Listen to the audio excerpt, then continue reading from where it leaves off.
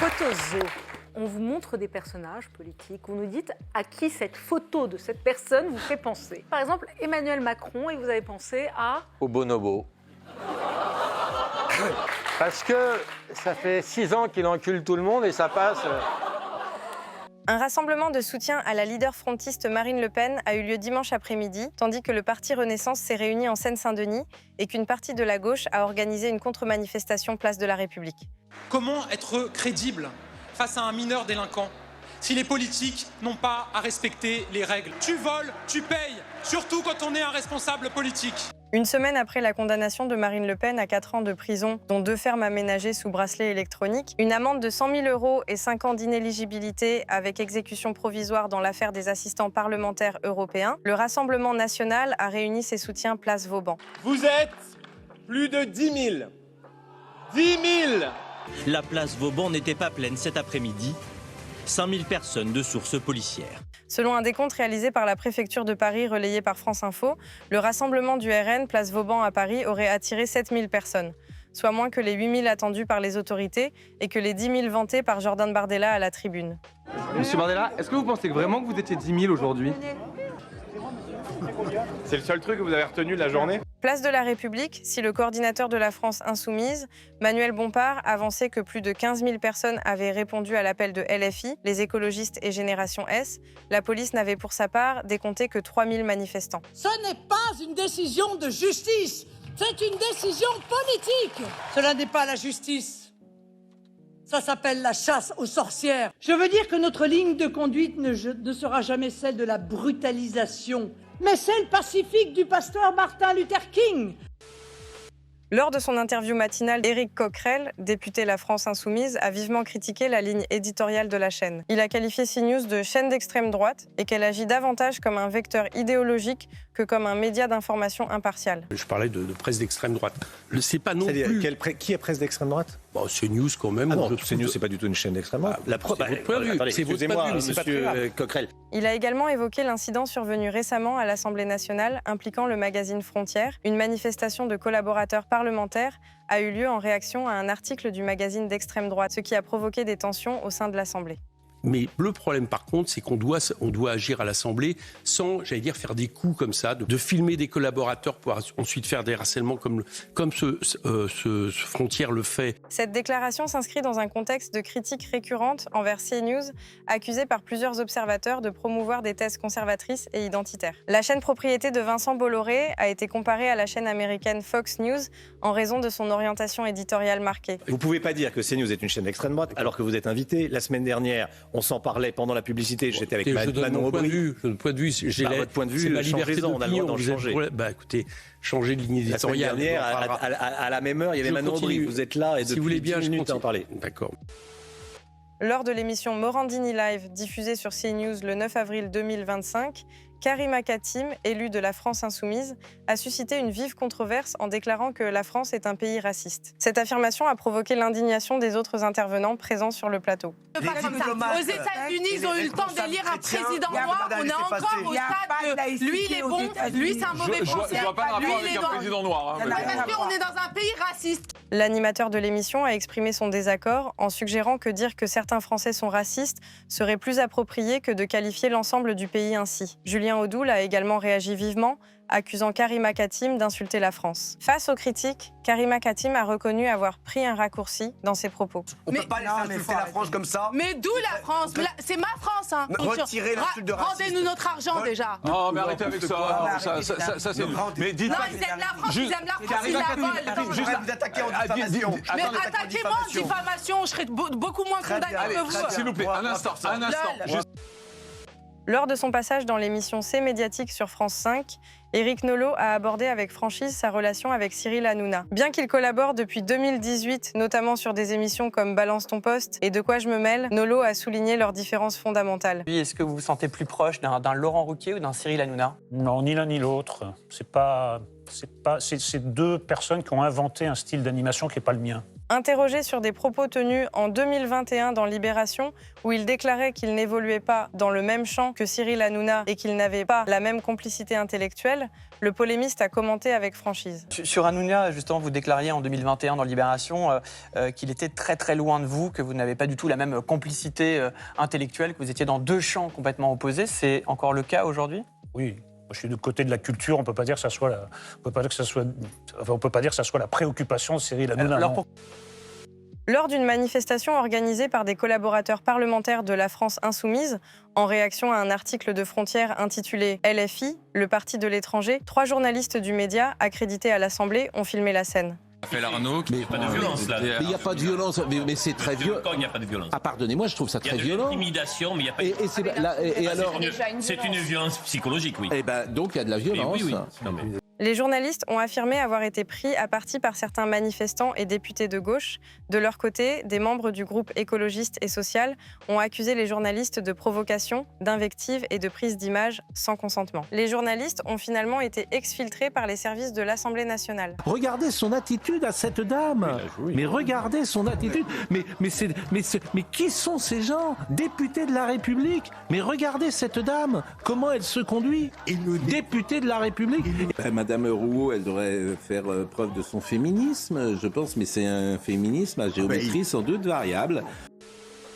Le président français Emmanuel Macron a annoncé que la France envisage de reconnaître officiellement l'État de Palestine en juin 2025 à l'occasion d'une conférence internationale sur la solution à 2 États co-organisée avec l'Arabie saoudite. Actuellement, environ 146 des 193 États membres de l'ONU reconnaissent l'État de Palestine.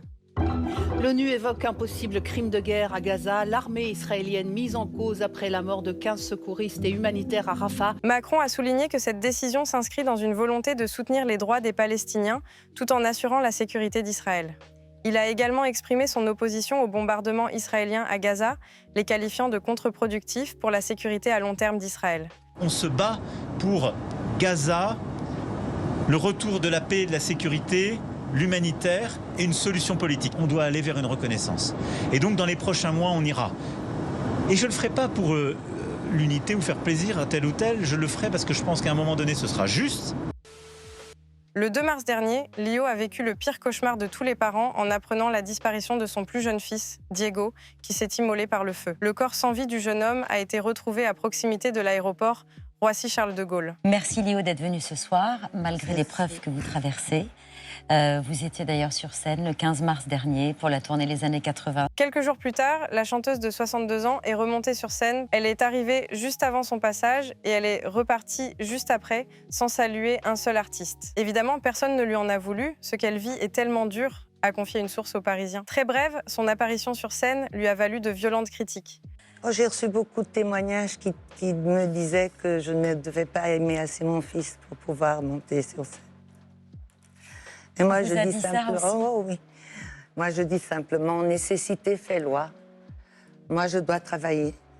Et j'ai encore d'autres enfants. Le média Frontières avait récemment publié un dossier intitulé « LFI, le parti de l'étranger », dans lequel il exposait les noms de plusieurs collaborateurs parlementaires de LFI. Cette publication a été perçue par les intéressés comme une mise en danger, les exposant à des menaces potentielles. Le Rassemblement national n'acceptera pas que les travaux puissent se poursuivre, alors qu'un des pires événements de la Ve République parlementaire se produit aujourd'hui. En réaction, une manifestation de soutien aux collaborateurs visés a été organisée dans les jardins de l'Assemblée, à l'initiative de la CGT et en présence de députés de gauche. Vous vous rendez pas compte de ce que vous faites là? Non, je fais mon travail de journaliste. Vous êtes des fascistes. 3 journalistes de Frontières, Louise Maurice, Jordan Florentin et David Alem, accrédités pour couvrir l'événement, ont été pris à partie par certains manifestants et députés. Face à la montée des tensions, les services de sécurité de l'Assemblée ont décidé d'exfiltrer les journalistes pour garantir leur sécurité. Cassez-vous, on y va, cassez-vous, cassez-vous. Je peux attendre mes collègues. Ouais, ils vont arriver, mais il faut qu'on y aille, s'il vous plaît. Lors de son émission On marche sur la tête sur Europe 1, Cyril Hanouna a critiqué la gestion par Yaël Braun-Pivet, présidente de l'Assemblée nationale, de l'incident impliquant des journalistes du média Frontières. Il a exprimé son désaccord avec sa décision d'expulser ces journalistes. Là, c'est incroyable ce qu'elle a pu faire. Elle est complètement à côté de la plaque. Alors qu'elle-même a été une cible de la France Insoumise. Exactement. Elle est complètement à côté de la plaque. Mais elle est coincée. Complètement à côté de la plaque, Yael Braun-Pivet. Le Média Frontières a condamné ces actes, les qualifiant d'atteinte à la liberté de la presse et a annoncé son intention de porter plainte. Yael Braun-Pivet a rappelé l'importance du respect des règles de comportement au sein de l'institution, tout en soulignant que de tels débordements étaient inacceptables. Différents syndicats de l'Assemblée nationale se sont réunis aujourd'hui alors que Frontières était en train de les filmer et va mettre à la fois leurs images et leurs noms partout et ont été jusqu'à dévoiler le domicile privé d'un de mes députés. Et cela, l'Assemblée nationale ne peut pas l'accepter et n'a rien à voir avec d'autres méthodes de différents journaux. Lors de la séance des questions au gouvernement à l'Assemblée nationale, le député Aymeric Caron a brandi une photo d'une enfant palestinienne tuée à Gaza, dénonçant les actions de l'armée israélienne. Il a qualifié la situation de génocide en cours et a affirmé que jamais dans l'histoire récente, des enfants n'ont été massacrés en si grand nombre avec un tel sadisme. Ils n'ont aucune légitimité pour pleurer sur le sort des enfants. Nous pleurons tous sur le sort des enfants palestiniens, c'est pas le problème. Lors d'une émission sur CNews, Yohann Usaï a déclaré que la France insoumise n'en avait rien à faire des otages israéliens retenus dans la bande de Gaza, suggérant que leur indifférence était liée au fait que ces otages étaient juifs. Il a maintenu ses propos en affirmant qu'ils reposaient sur des faits observés depuis le 7 octobre 2023. Est-ce qu'ils ont ne serait-ce qu'une petite pensée pour les otages? Pas du tout, mais ils s'en fichent des otages. Je vais vous dire, pour la France insoumise, les otages israéliens, ils peuvent crever dans la bande de Gaza parce que ce sont des juifs. En réponse, Aymeric Caron a vivement critiqué Yohann Usaï sur les réseaux sociaux, le qualifiant d'ordure et de faux journaliste. Il a également annoncé son intention de saisir l'ARCOM, Autorité de régulation de la communication audiovisuelle et numérique, pour dénoncer ses propos qu'il jugeait diffamatoires. Vous êtes la cible depuis 24 heures de Aymeric Caron, qui déjà vous a qualifié d'ordure. Vous avez annoncé porter plainte contre lui pour injure publique. Face à ces attaques, Yohann Usaï a déclaré qu'il envisageait de porter plainte contre le député de la France insoumise pour injure publique. Il a également accusé LFI d'adopter une stratégie d'intimidation envers les journalistes critiques à leur égard. Ce sont nos enfants. Et comme nos enfants, ils ont un nom, ils ont un visage, et ils ont une vie à vivre. Comme Bissane Al-Hindi. Vous savez que c'est interdit de brandir des affiches, messieurs les députés. Ce sont les visages de notre mauvaise conscience. Vous n'avez plus la parole.